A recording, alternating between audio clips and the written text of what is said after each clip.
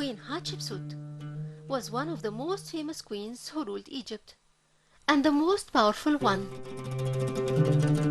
Her rule was a highlighted part not just in the history of the 18th dynasty, but in the history of ancient Egypt as a whole.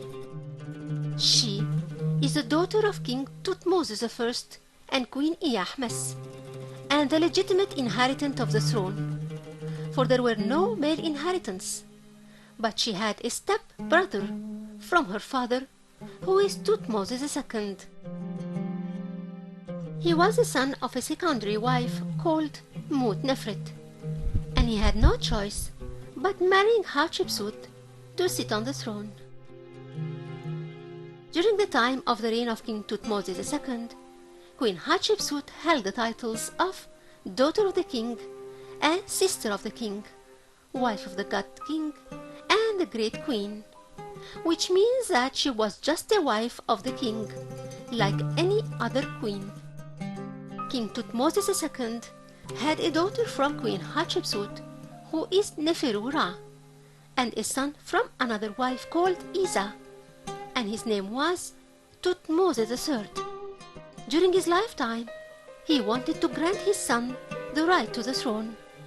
Thus he planned the story of the choice of god Ammon, the god of Karnak, to him in one of the festival's days. Thutmose III used to live in the temple, being one of its priests. King Thutmose II died, and Thutmose III was still a child, whose age was not more than 9 years. So Hatshepsut found a chance to take over the throne, and thus became the true ruler of the country.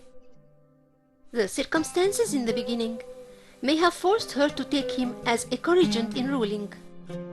Ever since the beginning, Hatshepsut took the control of everything in her hands and made Thutmose III a front in front of the people. His name appeared occasionally in the official documents, but in few years, and after the 9th year, his name disappeared, and she ruled alone for 13 years, in addition to the first 9 years, in which Thutmose III was her co-regent.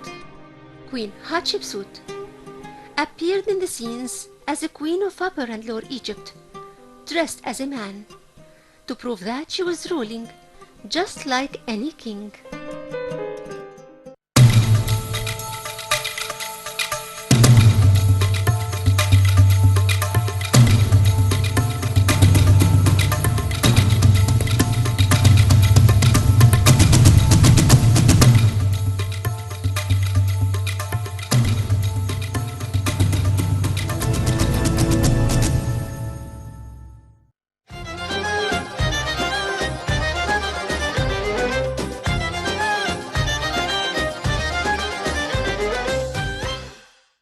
Welcome back. As we